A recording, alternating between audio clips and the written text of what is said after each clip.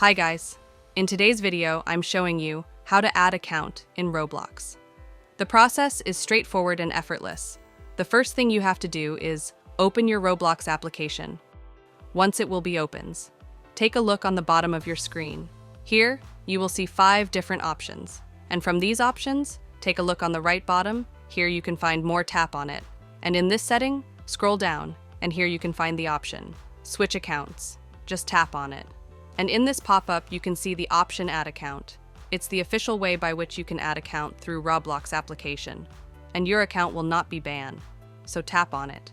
And here are 2 options, log into existing account and create a new account. If you have your Roblox account, then tap on this option, log into existing account. And if you want to create a new account, means second account, then tap on this option, create new account. And here you have to do the same thing. The first thing is choose your date of birth and write username. You have to write your username, and also the Roblox will check the availability of that username. And if that will be available, then you can choose that. Otherwise, Roblox will suggest you few other names, and here write the password and choose the gender and tap on the option Create Account. Then your new account will be created on the Roblox.